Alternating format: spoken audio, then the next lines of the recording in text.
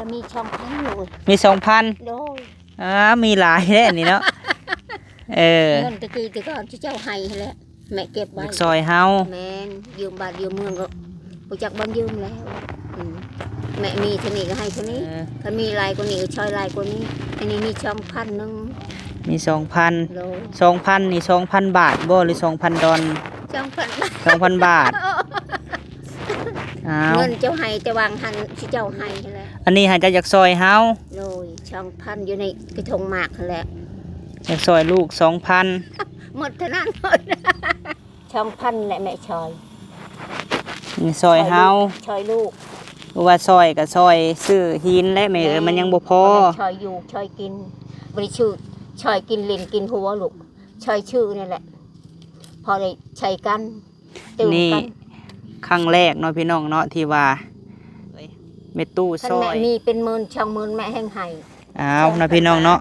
แม่ตู้เว้าคำนี้ออกมากระแทบไปบ่เป็นเลยเนาะมีบ่หลายเพิ่นว่าแต่อยากซอยลูกเงินที่ 2,000 นี่ก็เก็บโคมไว้ที่พวกเฮาให้แต่ก่อนหันตั้งแต่เฮิงได้4 ปีขึ้นหลังแล้วลูกบ่ได้ซื้อบ่ชื่อมากชื่อผู้ลาตีชื่อให้ลูกดีใจอยากอยู่บ่เฮือนงามอยากอยู่คะแนนได้ทำนี่ลูกใครก็แต่เก่าแต่ก่อนโดยบอกเลขเขาแม่ซะแม่คันเฮาถูกเลขนี่เฮาเฮ็ดเดือน1แล้วและเฮือนนี่บ่ได้ฟันยังบ่ได้ทางหลังบ้านพี่น้องเด้ออันนั้นก็ซื้อแนวมาครอบใส่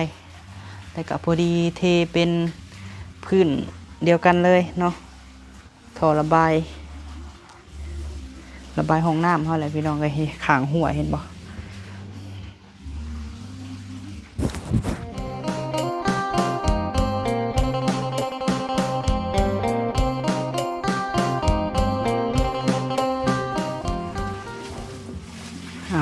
กับทักทายสบายดีพี่น้องบสุขุสุคนเด้อเนาะพี่น้องเนาะพบพ่อกับบ่าวพามีช่วงค่ำๆพี่น้องเอ้ยแล้วข้างนี้แล้วเนาะเรือนซานบ่าวพามีวันนี้สร้างไอ้รถเพิ่นดำเนินการข้างนี้พี่น้องเอ้ยข้างเฮือนข้างทางหัวนี่แหละเนาะพอดีอันนี้กระจงร่องน้ำเลยพี่น้องเอ้ยจะกลับเลยเนาะสร้างกันคำแล้วเหมือนนี่เนาะนี่แหละทางหลังบ้านพี่น้องเลยอันนั้นก็ซื้อเนี่ยมาครอบใส่แต่ก็พอดีเทเป็นพื้นเดียวกันเลยเนาะท่อระบายห้องน้ำเขาแหละพี่น้องเลยข้างหัวเห็นบ่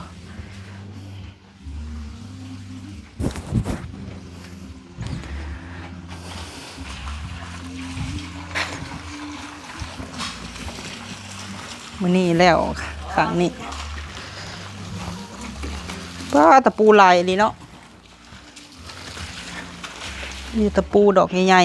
ๆกลับมาในเนาะไอ้รถอื่นว่ากันใหม่ข้างนี้แล้วข้างเฮือนฝั่งนี้ยังข้างนั่นพี่น้องเอ้ยยังทางหน้าบ้านนี้อื่นลุยทางหน้าอีกป้าเนาะทรายนี่จักว่าฮอด3รถบ่จักเนาะไอ้รถทรายน่ะพอเนาะโอ้หินก็สิเหลือเล็กน้อยเพราะว่ามื้อนี้เฮาสั่งมาอีกพี่น้องเอ้ยสั่งมารถนึง2.4 ล้านทรายคือสิพออยู่ดอกเนาะ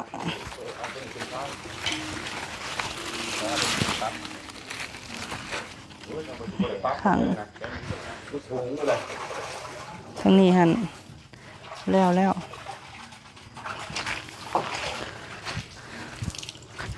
สั่งปูนมาอีก30 สอบ2 4 6 8 10 12 14 16 18 19วันนี้วัน10ทางนี้มื้อนี้ฮะทางนี้วัน10นี่ทางน้อยสั่งมาเมื่อก่อนยัง3 เป่าเนาะเดี๋ยว3 สอบโดยเอา3 สอบกันบ่พอเลยเอา3 สอบบ่พออีกบ่ป้าเนาะพอดี60 กว่าจักว่าฮอด70 กว่าผู้บ่จักเนาะยัน5 สอบกันสิบ่พอกันล่ะเบิ่งบ่แหละ มีเงิน6 ล้าน6 ล้าน7 ล้านนี่พอแต่ปูนพี่น้องเอ้ยเนาะ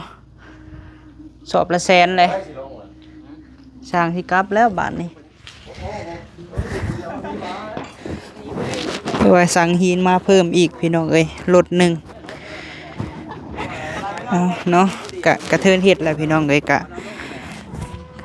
เทเลยทางหน้าบ้านกันเนาะขอบคุณหลายๆเด้อเนาะพ่อๆแม่ๆที่ว่าลงคลิปไปมื้อเช้านี้เนาะเพิ่นก็ให้ความสนใจหรือว่าดีแล้วเพิ่นว่าลูกเอ้ยเทหน้าบ้านก็จังได้สะอาดสะอ้างแน่เพิ่นว่าเนาะโดยทางนี้หาฮอดซึ่งนี่พี่น้องเอ้ยมื้ออื่นนี่คือสิแล้วพุ่นแหละเนาะ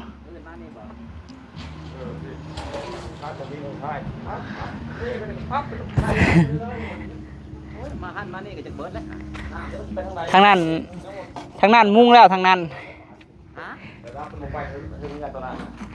อันนี้หันสิไว้กระสอบที่ว่าเพิ่นตัดนี่พี่น้องเอ้ยสิไว้ปลูกมะเพชรเก็บไว้ปลูกมะเพชรได้ผลประโยชน์อยู่ได้เนาะเฮาบ่ได้ทิ่มปลูกแล้วก็ย้ายไปข้างหัวนี่แหละสูงแล้วดิสูงเมื่อเทวเนี่ยแค่ตีหมดสูงแบบนี้เอามาพี่ตัวนี้ได้เป็นได้ทางนั้นเพิ่นว่าสิเทจักเส้นก็10บ่ทางพุ่นฮะท่านได้จังกระเบื้องโตน่ะเห็นบ่เช้าก็ได้รับท่านได้รับห้องน้ำน่ะปุรีกับหลังมันเลยฮะตรงที่ไว้นั่นแล้วที่ได้แล้วให้ท่อแล้วมันถ่วงปูนได้ตีนท่ออะไรฮะพอดีเพียงท่ออะไรเพียงพื้นท่อนั่นแหละที่มือท่อเจ๊กะเท่ทมท่อโลดที่ทมท่อโลดวะจงหูมาพี่เลยได้จงหูใส่คล้องเลยผมท่อแล้วก็ท่อใส่คล้องกันนั่นเลยเลยเขาข้างนั่งลังดิทางนั้นดิระดับเดียวกันเขาพอที่น้ำมันไหลใส่พื้นเฮือนพื้นปัดของเฮานี่ไปทางใดหล่นน้ำฮะมันได้แล้วตัวนี้มันจ่อคลองมาทางนั้นไปทางนี้ไปทางออกทางนี้ออกพุ่นมันไหลเขานึงนี่ออกพุ่นไหลทางพุ่นมาพี่ติไปได้เบิดทุกทางไปทุกทางมุมนั้นมันหงแล้วปัดออก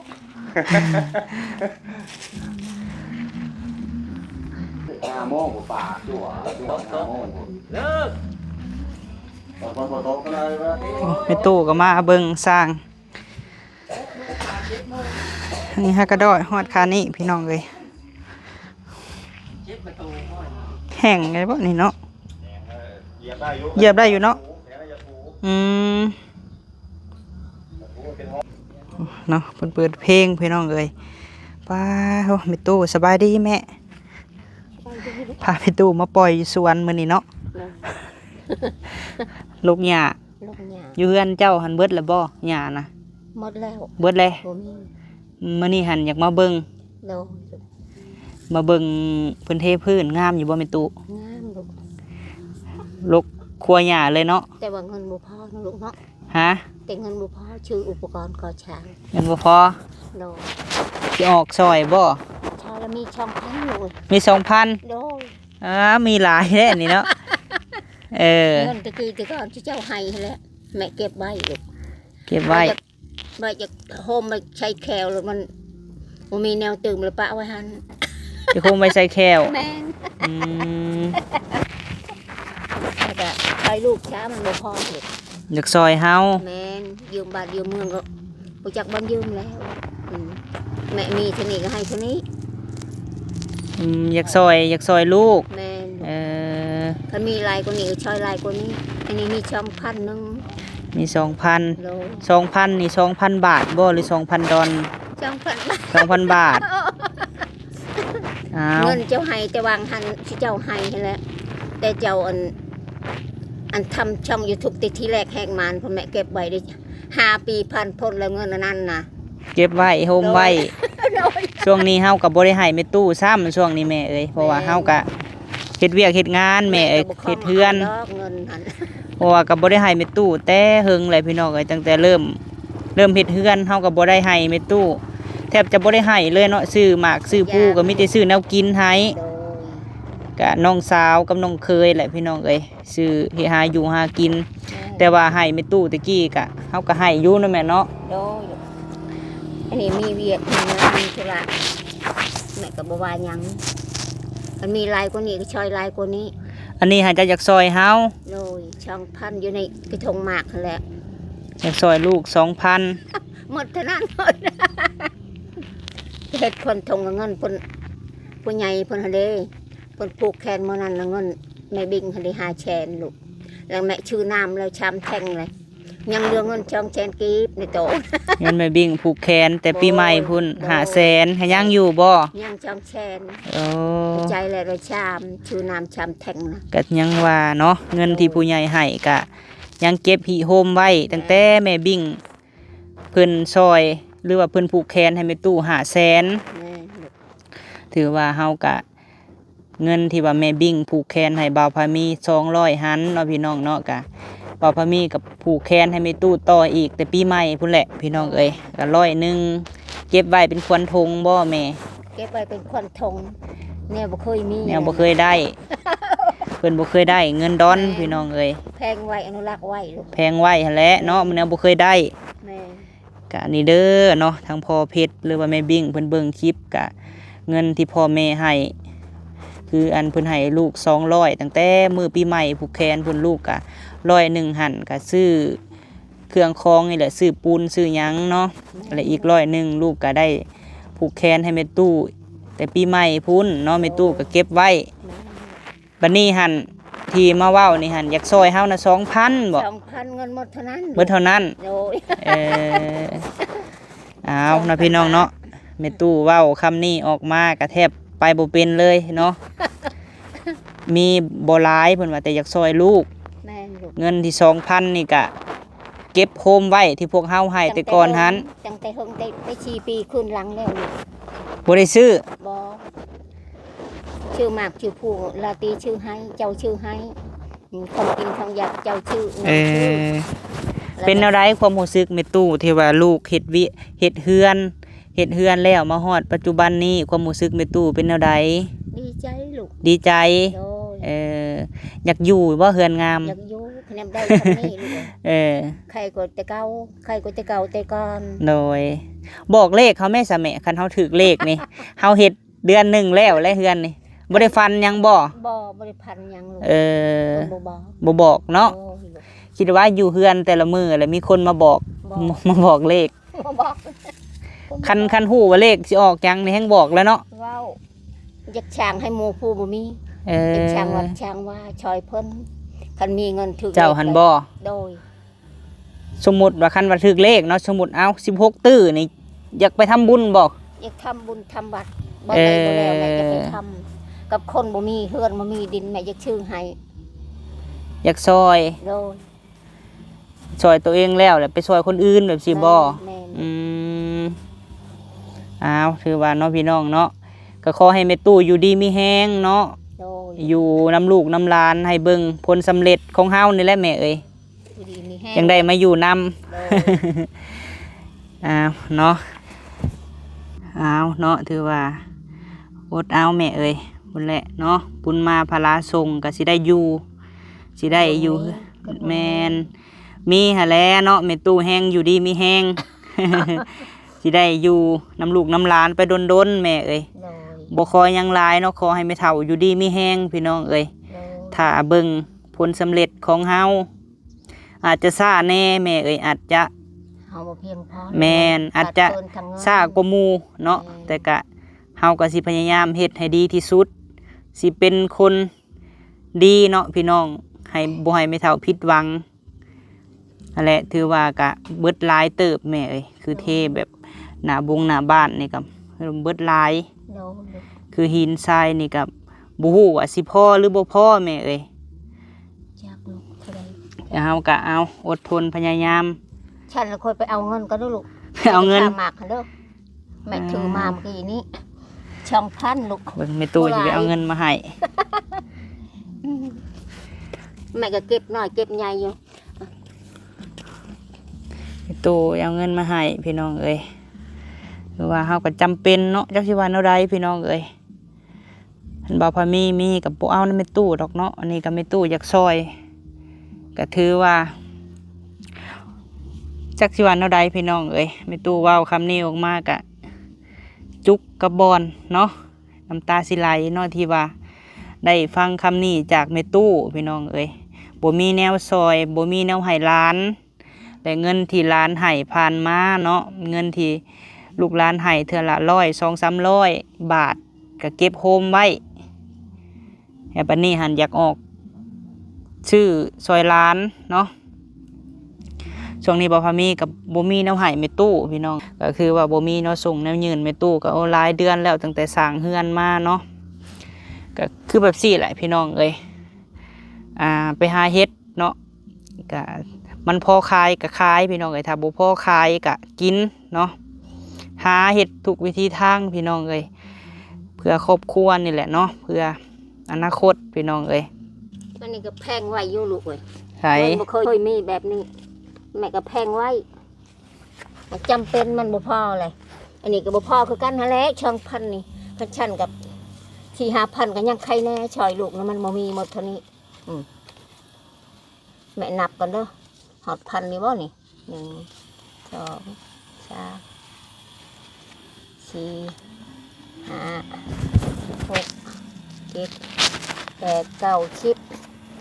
นี่นะใบ500ช่องใบ100นี่1,000ลูกช่อง1,000แหละแม่ชอย นี่ซอยเฮา ชอยลูก หรือว่าซอยก็ซอยซื้อหินและแม่เอ้ยมันยังบ่พอ ชอยอยู่ชอยกินบริชื่อชอยกินลิ้นกินหัวลูกชอยชื่อนี่แหละพอได้ใช้กันตื่น นี่ กัน ครั้งแรกเนาะพี่น้องเนาะที่ว่าเม็ดตู้ซอย หรือว่า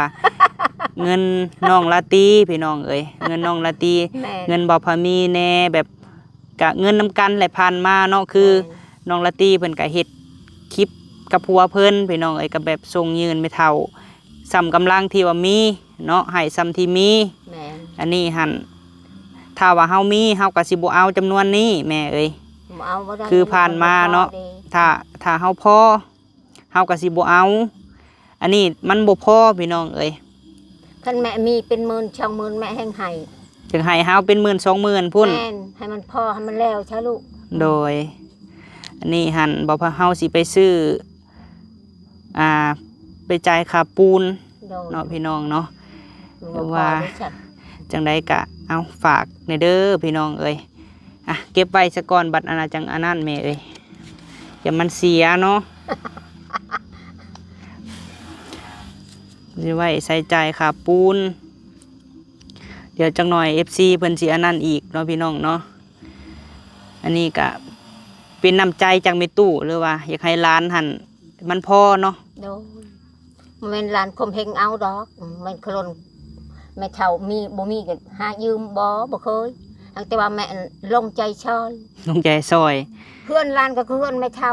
โดย อยู่นำกันลูก อยู่นำกันครอบครัวเนาะ ครอบครัวเดียวกัน แต่ว่าช่วงนี้หันพี่น้องเอ้ย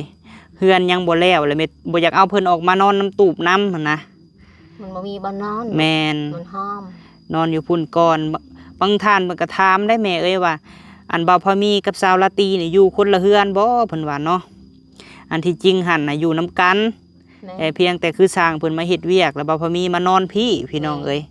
เผาอุปกรณ์นี่เลย แม่น ปูนเป็นเหล็กเป็น แต่ว่า ปูนลูก เฮือนกกเฮือนเข้าก็อยู่พุ่นแหละเนาะ แม่ เป็น แหกหมาน แลกแหกมานกับแม่ตู้บุญทวีพี่น้องเอ้ย แม่ ซอยซื้อดินเฮ็ดเฮือนซื้อรถจักรให้น้องลาตีเนาะแม่เนาะ แม่ เก็บไว้มาเก็บไว้ก่อนก็ได้เนาะใช้สายยางค่ะบ่มีบ่ บ่มีแล้วลูก เอายันเจ้าเฮ็ดยันเจ้าลืม เจ้าไว้น้ำเจ้าจะเคยลืมลูก เฮาก็สิไปจ่าย ขาปูนบ่ลูกบ่พอ แม่นทั้งปูนทั้งหินปูน2.4 ล้าน อืม ปูนหินเนาะหินน่ะ2.4 ล้าน อันรถหนึงน่ะ แม่นเลยก็ปูนนั่น30 ศอกก็3 ล้านพี่น้องเอ้ยเนาะตกอยู่5 ล้านกว่า อืม แต่น้ำเฮาตอนนี้ถามว่ามีบ่เนาะพี่น้องเนาะกะมีแต่มันบ่หลายพี่น้องเนาะให้คิดว่า มันบ่ มี พอ คันสิว่าบ่มีอีหลีจังหน่อยเพิ่นสิว่าเฮาจังหน่อยเทวดาเพิ่นเบิ่ง แม่น ว่า เฮาขด เพิ่นสิแต่งให้เฮาบ่มีอีหลี แม่น เฮาก็สิจ่ายค่าสร้างเพิ่นเทนี่หั่น15,000แม่เอ้ยโดยรวมเบิดนี่เทนี่15,000 ข้างหน้าแล้วก็ทะ แม่นเพราะว่า มันตกอยู่150 เมตรรวมเบิดนะความกว้างค่ะ อืม กระตกอยู่150 เมตรกระตกอยู่ ทางหอบ 15,000หอบเพื่อนนี่ค่ะ อืม ความหนานะประมาณ8-9 เซนนี่แหละราคาเพิ่นไล่เอานะเม็ดละ100 บาท อืม นั่นแหละถ้าเฮาแล้วบ่พอหั่นนะ แม่ลูก ผ่านมาเฮาก็ยืมได้แม่บ่แม่นเฮาบ่ได้ยืมผู้นั้นผู้นี้ได้ ยืมมาเลย อันนี้ค่ะบอกแม่ตู้พี่น้องฮู้นํกันเบิดครอบครัวบ่พอมีเนาะยืมเป็นหนี้เป็นสินเฮาก็จะให้เฮาครอบครัวเฮาดีขึ้นแหละแม่เอ้ยก็บ่ได้ใส่ใจายทางที่มันบ่ดีเนาะ แม่น้ำเหล่าน้ำยาอืม บอก FC ดูเฮาเคยไปลิ้นบ่แต่ละมื้อนี่ บอกลูก ฮะ เคยเห็นลู บอกความจริงได้จังหน่อยเพิ่นสิว่าเฮาตัว บ่เคยเห็นลูกไปลินชอบปีใหม่ก็บ่เห็นปีนี้นะเขาบอกบ่มีเงินมีครับแต่เก่าบ่มีก็เฮาบ่เคยไปหั่นน่ะ ปีนี้กินอยู่เฮือนแม่บิ้งพี่น้องเอ้ยกินครอบครัวเฮานี่แหละกับแม่กับอ้ายเอ้ยน้องเนาะหลานแม่บิ้งกับครอบครัวเฮาอยู่เฮือนแม่บิ้งเป็นหยังที่ว่าบ่ไปพี่น้องเอ้ยสาเหตุหลักๆก็คือเฮามาเบิ่งครอบครัวเฮาเนาะอีหยังมันก็ยังบ่ได้เพียบพร้อมมันแบบยังมีแนวค่าพี่น้องเอ้ย ไปเพิ่นบ่ได้ แม่น มันบ่ม่วนไปทางไหน ก็เลยตัดสังคมตัดหมู่ตัดพวก ตัดออกพี่น้องเอ้ยจากวงการแบบกินดื่มหรือว่าสังสรรค์เนาะบ่ไปแบบถ้าบ่จำเป็นก็คือบ่ไปถามว่าสำเฮานี่หั่นคือสิไปลิ้นไปเที่ยวเนาะแต่อันนี้หั่นก็พยายามฮักห้ามเจ้าของเนาะแม่เนาะบ่ไปพี่น้องเอ้ยถ้าเฮาไปก็สิม่วนได้ชั่วคราว แม่ บัดมาอยู่เฮือนเฮาก็ยังมีจังใดมีภาระเนาะ มีพระค่ะ แมน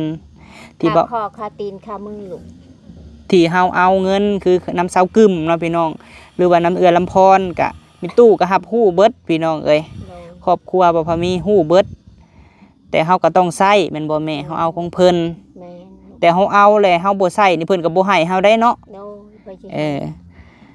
ทุกสิ่งทุกอย่างก็คือผ่านมาแหละพี่น้องเอ้ยไผที่ยืมบ่พอมีเนาะถ้าผู้ใดบ่ให้เฮาก็คือให้ได้เทื่อเดียวแม่นบ่แม่ แม่ 100,000หรือว่า50,000มันก็แล้วแต่มีคุณค่าเนาะ แม่เงิน เฮาก็บ่ให้พี่น้องเอ้ยคือพี่น้องบอกเฮาหั่นแหละว่าถ้าไผยืมบ่ใช้เนาะ5,000 10,000 20 30ก็คือบ่ให้เนาะ แม่ลูก แม่นคือกับเฮายืมหมู่แหละพี่น้องเอ้ย หมูยืมเฮาคือกัน แม่นเอามาใส่จ่ายก็ใส่จ่ายในทางที่ว่า ถูกต้องเนี่ยมัน ถูกบ่ มีสรรพ เฮา คุณ ถูกบ่ลูกเอามาใส่เฮ็ดเฮือนนี่ถูกต้องอยู่บ่ ถูกต้อง จักเปอร์เซ็นต์คิดว่า 80% 80บ่ฮอด100บ่ซะฮะ ขั้นมันแล้วก็ลอยไป เฮือนนี่บ่ โอ้ย มคือความหมายหั่นเราเว้าเฮือนพี่น้องเอ้ยตอนนี้หั่นยังบ่ฮอด100เนาะ แม่ อืม ยังบ่สำเร็จเสร็จสิ้นเลย บ่คือกับเฮาเอาเงินมาให้แล้วนี่ไปยืมคือไปยืมเพิ่นมานี่ถูกต้องอยู่บ่ ถูกหั่นแหละ ถูกอืม เฮายืมมาไปเล่นเด้เฮาไปเชียร์วงเหล้าวงเบียร์จะมันบ่ถูก บ่ถูกตรงนั้นเนาะ แม่ เออ เพราะว่าเงินนี่นั่นเฮามาช่างเฮือนมาช่างบ้านอยู่เฮือนอยู่ ถือว่าอีกบ่โดนเกินรอเนาะพี่น้องเนาะอดเอาหลายท่านก็ถามอยู่พี่น้องเอ้ยมื้อใดสิแล้วมื้อใดสิขึ้นเนาะ นำเงินลูก แม่น ปัญหานำเงิน คอยสู้ คันมีเงินก็มาแล้วแต่เฮิง แม่นเพิ่นว่าโอ้ยเนาะบ่ว่าบ่มีเงินตลอดหักเฮ็ดเฮือนตลอดเนาะ ยืม ยืมแล้วก็ใช้แล้วก็ยืมพี่น้องเอ้ย เดี๋ยวออกคลิปนี่ก็บ่แม่นว่าสิให้ออกคลิปแล้วว่าสิให้ผู้ใหญ่ซอยก็บ่แม่นพี่น้องเอ้ย แม่นขอเงินทางอ้อม โดยก็คือบางท่านเพิ่นก็บ่เข้าใจว่าเฮาเฮ็ดเฮือนแล้วเฮาสิมีเงินเนาะ แม่ มีแต่มันบ่หลายพี่น้องเอ้ย บ่หลาย คอยเฮ็ดไป เดือนนี้เอาสำนีก่อนเดือนหน้าก็ซ้ำว่าหลอกถามสร้างได้ไหมเอ้ยเฮาก็ แม่ เอาถามเพิ่นแล้วว่าเฮือนเท่านี้บ่พอเท่าไรหั่นเนาะ แม่ เจ้าเฮ็ดอันนี้เท่าไรอ้ายหั่นนะเฮาสิซื้อโฮมไว้เด้อแบบสิหั่นเนาะถ้ามัน ทีละเล็กทีละน้อย แม่น เก็บหาเก็บคลิป แม่น ถ่ายคลิปนี่ก็มือละบาทมือละหาชะตางค์ก็เอาลูกมือหาชิบตังค์เอาไป ขอแต่บ่ให้แม่ แห้ ตู้ งเฮา บ่ให้แม่ตู้หิว ช้ำแห้งเฮา บ่อดบ่หิวบ่ให้เฮ็ดทานและ กับพวกลูกสิทุกข์ยากสำใดก็บ่ให้แม่ตู้เฮ็ดทาน อยากเฮ็ดแล้วพื้น อยากเฮ็ด พื้น อยากเฮ็ดก็บ่ให้เฮ็ดนะให้เบิ่งซื่อๆ ให้นั่งเบิ่งได้บ่หรือว่าจะเก็บคือกันบ่ บ่นั่งบ่ได้ดอก นั่งบ่ได้ แม่ เฮ็ดนํกันจ้ะ แม่ แต่บ่ให้เฮ็ดหลายเฮ็ดน้อยหนึงเนาะบ่ให้เฮ็ดหลายได้ ดังหั่นแหละชิบเช้านี่แหละชิบเช้าชอบปานนั้น เพราะว่าผ่านมาก็อารมณ์ลุกคุกคานเนาะ แม่ เพื่อสิ จนหลังคดหลังกง มาฮอดจุดนี้ แม่เป็นหยังหลังจังกงเป็นหยังหลังจังคดล่ม ล่ม เอ้าล่มลาตรีกับเจ้าน่ะอยู่มาแต่คงเห็นหมอกคอ เออ เครือบัดคองนิ้วโป้เบื้องนี้เบื้องขวาเนาะพัดแบกเบื้องชายเนี่ย เออ มันเป็นไหลลงแอวพี่มันปัวอยู่หัวเขามันแห้งในหัวเขานี่เด้ เนาะ เป็น แนวใด กับบริดาชะแอวเนี่ยนะไอ้เท่าคู่มือนี่เลยลง ตะกี้ หา ผัด แนว เฮาผัดยังน้อยพี่น้องเอ้ยรวมลูกคุกคานไม่ตู้ก็เฮ็ดน้ำทาน มือหนึ่ง6 เที่ยว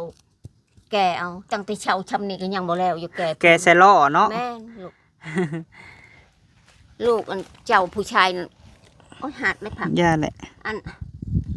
ลากเอาคันชงหล่อแล้วลากเอาทางหลังน่ะลาตีก็คอยยุ่อีตีก็ยังช่องปีอยู่ลาตีในช่องปีมหอดชาม4 ปีเห็นไหมมันมีแห้งมาที่ใช่ก็ไม่เท่านี่แหละอยู่ขยันย้อน หันแหล้วจังว่าให้ชีวิตเริ่มดีขึ้นพี่น้องเอ้ยดีขึ้นพอไผเนาะพอผู้ใหญ่ซอย แม่น แต่ถ้าว่าพี่น้องเอ้ยผู้ใหญ่เพิ่นซอยแล้วเฮาบ่กระตือรือร้นเฮาบ่เฮ็ดบ่หาก็สิคือเก่า คือเก่าลูก เนาะ แม่น อันนี้บ่พอมีหั่นเว้าแล้วก็เว้าอีกเนาะบ่ว่าคลิปใดพี่น้องเอ้ยเป็นหยังจึงเว้าก็คือผู้มีพระคุณ แม่นลูก ผ่านมาผู้ที่เพิ่นซอย เพิ่นก็คือสิดีใจที่ว่าพวกลูกเนาะมาฮอดจุดนี้แล้วพวกลูกก็สิบ่ขอกลับไปเป็นคือเก่าไปจมปักแบบลำบากคือเก่าเพราะว่าพวกลูกเคยลำบากแหละเนาะ เคยแล้วลูก พวกลูกก็สิเฮ็ดให้ดีขึ้นเฮ็ดให้แม่ตู้เฮ็ดทุกอย่างทุกมื้อนี่ก็เพื่อแม่ตู้ให้ได้อยู่บอนดีเนาะคุมื้อนี่ก็บ่ได้หัวใส่แล้วว่าคุมื้อนี่ฮะเออ บ่มีผัว ตะกี้หัน โอ้ย หัวไส้หัวครัวเนาะ แม่ ฝนฮะนอนนี่ส่วนหลายหันได้อุ้มอันนั้นแหละพี่น้อง อุ้มหยังเกาะ ผมพยา อุ้มเพยางคู่บ่ ปกหน้านี่แหละจงแต่หูดังครึ่งไว้จังซี่แล้ว เออ ครึ่งหันใจบ่ หัน หยุดเลย เริ่มแรกหันถ้าพายอยากเบิ่งคลิปเนาะพี่น้องคลิปเบาเตียงแล้วก็สาวบุญเบาจันเนาะ แม่น เออ เบาเตียงทีแรกก่อนโม แม่นนั่นแหละ ต่อมาชาวบุญ แม่น กระทัดกระแทกแท้ตรงนั้นค่ะ ชีวิตจำละครยิ่งกว่าละครพี่น้องคันว่านั่งคันว่าเล่าเรื่องชีวิตนี่5 มื้อก็จักบ่เบิดเนาะ บ่เล่าดีกว่าเนาะแม่เนาะ ยาลูก เอ เมื่อย อ ยามันลืมไปจ้ะ แม่น ทำท่าลืมเอา เฮ็ดคือลืมบ่ แม่นยาม แม่นเนาะ อย่าหวนกลับอีกอาชีพเก่า แม่น อดีตเก่า บ่คันบ่เว้ากับผู้ที่มาเบิ่งใหม่เพิ่นบ่ฮู้พี่น้องเอ้ยและเนาะจังว่าเราสำหรับผู้ที่เคยซอย แม่นลูก ผ่านมาเนาะผู้ใหญ่ใจดีใจบุญกะเฮาบ่ได้ลืมพี่น้องเอ้ย ลืมบ่ได้ แม่นหักแพงเพิ่นคือเก่าเบิดสุขุสุคนผู้ที่ออกน้ำหรือบ่ออกน้ำตั้งแต่เริ่มแรกแต่ก่อนพี่น้องเอ้ยมาฮอดมื้อนี้คืออย่างเช่นเนาะคือแม่ตู่บุญทวีพี่น้องเอ้ยแม่หั่นแหละอยู่ทางออสเตรเลียเนาะกะหักแพงเพิ่นคือแม่แท้ๆตั้งแต่เริ่มสมัยบุกเบิกเนาะ แม่ เริ่มแรกแหกมานก็คือเพิ่นเป็นคนซอยพี่น้องเอ้ย เพิ่นบ่ปะบ่ทิ่ม แม่น เพิ่นบ่ลงบ่ลืม ลูกก็หักแพงพ่อๆแม่ๆคือเก่าหลายทานพี่น้องเอ้ยบางเทื่อหันเพิ่นก็บ่ได้ติดต่อมาแม่เอ้ยแบบผู้อื่นหั่นนะเพราะว่าหลายปีแล้วเนาะโทรศัพท์เพิ่นอาจจะมีปัญหาอีหยังก็บ่ได้เบิ่งคลิปเบิ่งหยังก็มี แม่ แต่ว่าความทรงจำที่ว่าพ่อๆแม่ๆซอยลูกหรือว่าซอยแม่ตู้เนาะครอบครัวพวกลูกก็ยังคือเก่า ยังบ่ลืมอยู่ ยังบ่ลืม ยังบ่ลืมลูก โดยเอาซะเนาะถือว่ามื้อนี้พี่น้องเอ้ยเป็นคลิปที่ว่าแบบตื่นตันใจเนาะพี่น้องหรือว่าคลิปที่ว่าแม่ตู้เพิ่นนั่นเว้าคำนี้ออกมาพี่น้องเอ้ยเนาะ เนาะ จังใดก็ให้แม่ตู้อยู่ดีมีแฮงขอให้เป็นห่มโพห่มไส้ให้ลูกให้หลานมื้อนี้หันมาเบิ่งสร้าง มาอยากลกหญ้าเบิ่ง มาอยากลกหญ้าอันนี้สิลกหญ้าต่อบ่ หมดเลยเด้ เบิดแล ยังจะพักแนว พักนี่ลกบ่ได้เด้แม่เอ้ย บ่ได้แล้วอันนั้นกับเพิ่นไม่ตูกเพิ่นบ่ชื่อกันกกมากระทันน่ะหมากเลยได้หัน หมากแล้วชมพูมือแล้ว ทุกอย่างที่ว่าลูกปลูกในนี้แม่เอ้ยกะผู้ใหญ่เอาเงินให้กับเพิ่นก็บ่ได้เจาะจงดอกว่าให้ลูกซื้อนั่นนี่มาปลูกเด้อมันเป็นความคิดของเฮาเอง แม่น ที่ซื้อมาปลูก แม่น โดย แบบคือผู้ใหญ่หลายท่านก็ค่าน้ำมูกน้ำมันเด้อที่ผ่านมานะลูกเอ้ยแม่ให้ค่าน้ำมัน เอาชื่อแนวปลูก แม่นไอ้คิดเห็นว่าถ้าเอาตัวนี้ไปซื้อแนวลิ้นหรือว่าแนวกินก็สิอิ่มได้มื้อนึง หมดแล้ว แม่น หมดแล้ว เอาก็เลยมาซื้ออันนี้ ยังหวังอยู่มีความหวังอยู่ แม่น อยากหมากยามใดปีใดเดือนใดเฮาก็ได้กิน โดยเอาเฮ็ดเวียกเจ้าซะเด้อแม่เด้อ โอ้ย จะเฮ็ดเวียกนี่ก็อยากลกหญ้าพี่น้องเอ้ย อ้าวค่ำนะเฮาสิเมื่อส่งเจ้าโอ้ยพี่น้องเอ้ยเอามาให้ไปตู้เบิ่งสร้างนี่แหละจังใดกะฝากเป็นกำลังใจให้บ่าวพามีเนี่ยเด้อพี่น้องเอ้ยขอให้สารฝันเป็นจริงเนาะสิหาแนวเฮ็ดแต่ละมื้อหาแนวถ่ายลงพี่น้องเอ้ยคลิปพิธีชีวิตแน่คลิปเฮ็ดอยู่เฮ็ดกินแน่ช่วงนี้ก็สิพักเบรกก่อนเนาะไปถ่ายผู้ทุกข์ผู้ยากสิถ่ายพิธีชีวิตก่อนพี่น้องเอ้ยโดยสำหรับคลิปนี้ก็ถือว่าเอากับบ่พอพี่น้องเอ้ยที่จะซื้อปูนเนาะหรือว่าอาจจะได้ซื้อทรายเพิ่มอีกแม่ตู้ก็เก็บออมรอมริดแล้วก็อยากซอยลานพี่น้องเอ้ยคือว่าแม่ตู้ว่าแบบนี้ก็น้ำตาสิไหลเนาะพี่น้องเนาะโดยไปพี่น้องเอ้ยขอบบุญขอบคุณแม่ป้าพ่อลุงเบิดทุกท่านเด้อพี่น้องเอ้ยที่ให้กำลังใจบ่าวพามีแต่ต้นจนจบเนาะโดยที่บ่ข้ามโฆษณาพี่น้องเอ้ยโดยสำหรับคลิปนี้สิได้จบคลิปก่อนเด้อป้าลุงเอ้ยสำหรับคลิปนี้ไปแล้วเนาะสบายดีพี่น้อง